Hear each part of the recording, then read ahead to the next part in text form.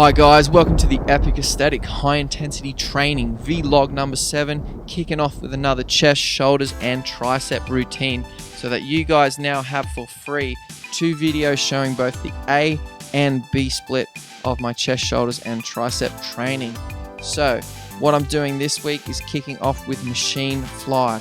Big fan of this move because in the contracted position, that's the position where your hands are close together, you are working your fibers in your muscle as hard as possible whilst under the full load of the weight you have selected.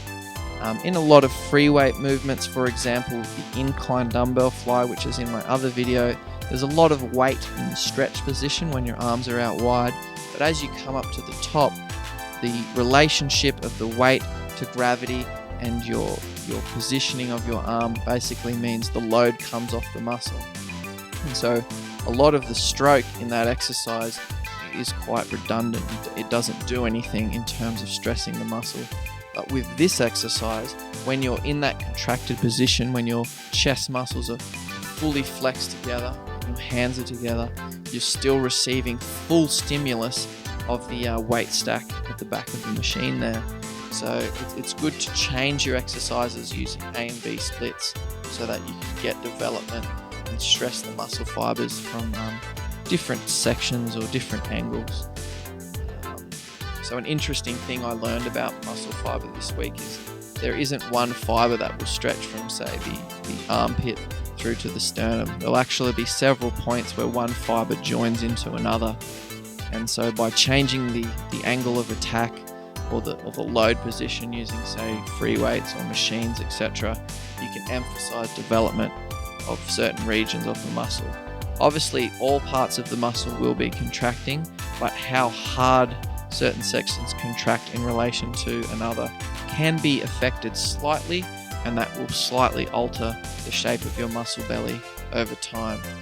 But I don't want to overstate that fact because we aren't like sculptors or painters who can absolutely chisel to perfection what we want to look like, but we do have some influence over our genetic potential and our genetic shape of our fully realized muscle belly. But the main point here is to pick some good exercises that stress the muscle where we want it to be stressed and take it to the point of full failure and no more. So I failed on that set around 6 to 10 reps, and then I move as quickly as I can over to the hammer chest press. Now this is a combination exercise. It's also got a back machine built into it, and those handles at the back come in really handy when you have a training partner to do negative only reps. So what you'll see in this part of the pre-exhaust cycle is a compound move, and I'll do probably 4 or 5 reps. I'm aiming to fail between 3 and 6. I think I get 4 or 5 in this one. Take it to positive failure. And then upon completing positive failure, which is the point where you cannot lift the weight anymore with controlled form, you get your partner to go around to the other side of this machine and pull the handles down. And this essentially helps you complete the positive phase of the lift, but your ability to hold the muscle statically under load and to lower the muscle under load is still untapped. So there's still a little bit more potential in the muscle fibers. By using techniques like negative reps, you can fail in a complete fashion. So here you'll see my training partner flip around to the other side, grab those handles of the back part of the machine, help me lift the weight, and then I control it at the top and I'll lower under control for 4 seconds. When you can't lower it under control anymore, it's time to stop the exercise because your fibers, they've done all the work they need to do in order to grow. So you see me get a second rep here controlling for 4 seconds, and I'll attempt a third rep now, but you watch, I'm fully fatigued and the weights literally fall out of the sky. I just can't hold them any longer.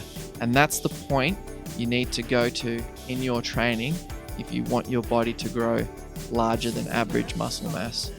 So it takes time to develop that skill of going to full failure, but it's absolutely necessary and essential if you want to develop big muscles. So just to finish off the chest routine, pick a really extreme angle of attack. Because I've already hit the mid and upper parts of the chest with that first pre-exhaust cycle, I do the high pulley cable fly. And what that targets is the lower portion of the chest muscle, which, because of the choices of machine fly and hammer press, are largely not in a position where they're taken to full fatigue. So if I say didn't do this decline sort of fly movement, over time you would find the sort of mid and upper regions of my chest would be getting stronger and bigger comparatively to my lower chest.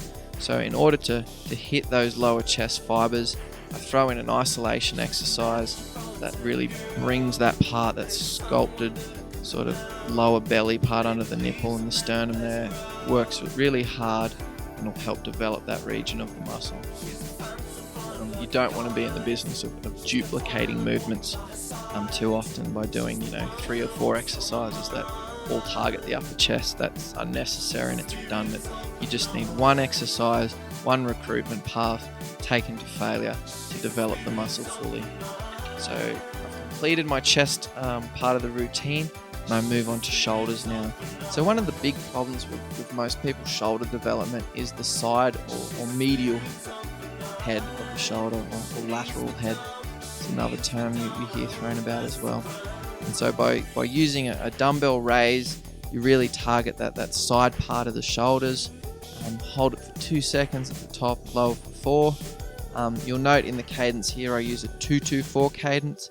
Because of the strength curve where there's not a whole lot of stress at the bottom of the movement, it's okay to shorten the cadence a little bit, but still avoid using momentum. Don't throw your body around too much. Use the side head of the muscles to lift that weight up. But what's really important with this exercise, hold those muscles right out at the top, have them squeeze and do the work. And when your arms are fully out by your sides, that's when the side head's doing its hardest work. It's kind of like the position in the machine fly where your hands are closest together. So after you do a set of lateral raises to failure, move immediately to the machine shoulder press.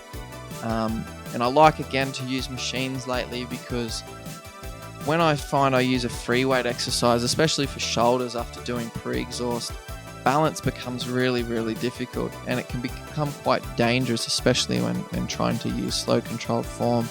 So by using the machine with a fixed range of motion, I'm using the inside sort of neutral handles just for safety on the shoulder joint. You can really target that muscle better, and you don't have to worry about injury so much. You just sort of press as hard as you can for as long as you can until you fail. And that is my shoulder routine complete.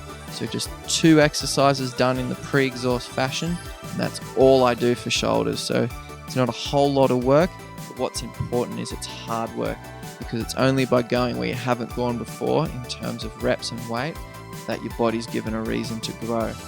Okay, so with the tricep routine, I'm going to be using 2 exercises, which I rarely do for triceps, but I've found that this combination of using an extension machine helps really target the long head of the tricep. So that's the bit that my arms are resting on the pad, otherwise known as the long head. And that's the piece of muscle that when doing, say, an overhead bicep shot, hangs below and complements the bicep. Ronnie Coleman's probably the best example, I think, of developing that part of the tricep, so that when you look at his arm face on, 1/3 of his arm's height is bicep and 2/3 is tricep. And that's the ideal ratio. So I found that if I just do compound movements for triceps, the side head of the tricep develops quite excellently. It balloons out, looks how I want it to look. But I find that the back part of the arm, that long head of the tricep, it doesn't get worked so hard. So what I do is I pick an exercise here, like the machine extension, that has a really good even strength curve. Use the 4-2-4 reps, 2-second static holds, and that's going to target that long head. And then when I go to do the dips afterwards, after say a minute's rest, I find that it really makes that exercise even more effective than if you just do dips on its own, because it gets around that problem for me where the dips just target the side head. Some people are different, their limb lengths and how they're constructed in terms of joints and everything. They just get great development from, say, just doing dips for triceps.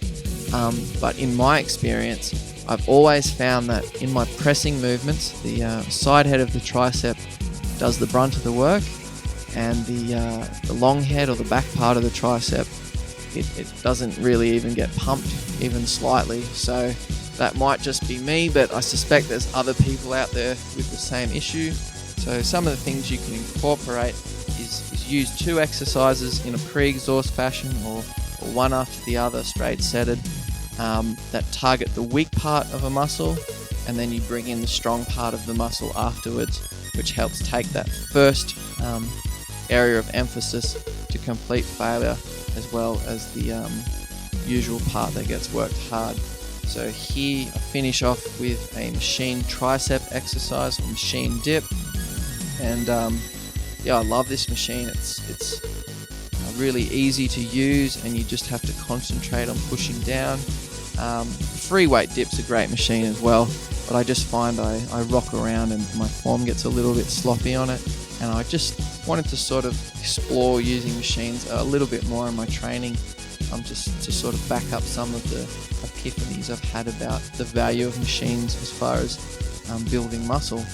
So like I said before, the extensions to target the back or long head, and then bring in the dips for an overall sort of tricep hit. And you get an absolute killer pump doing this just from 2 sets to failure.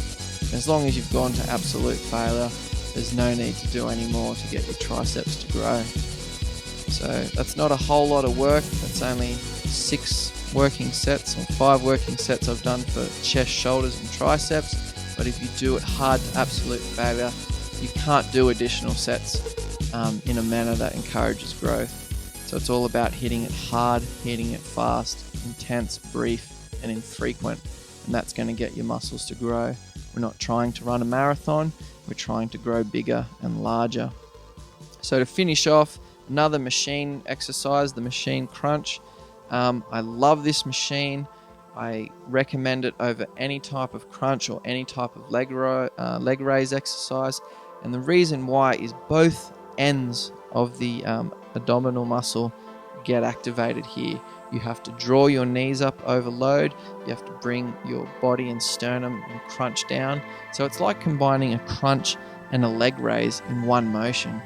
And so you get that full complete development from the top, middle and bottom abs, and you can get it all in one exercise.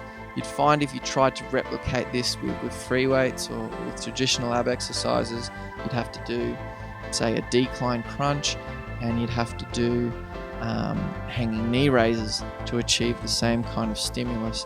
But this machine helps you do it all in one, and that's exactly why lately I've begun to rethink the use of machines in my training, because some of the leading brands of machines like Hammer Strength and Nautilus really are building machines now that have great strength curves where you work the muscle from every part of the stroke, and it really lends itself to this kind of controlled rep style of training that you see in HIT circles.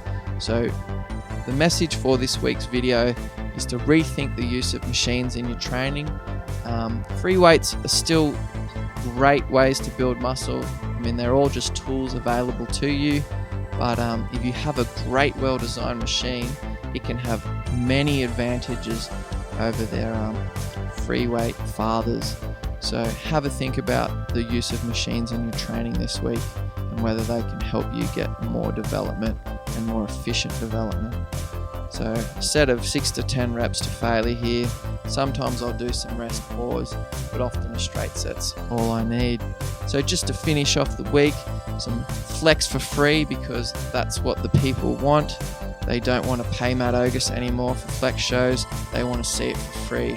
So if you want to get me famous so that I can make money to buy a Lamborghini, probably in that yellow color, like, share and subscribe this video. Have a sick training week.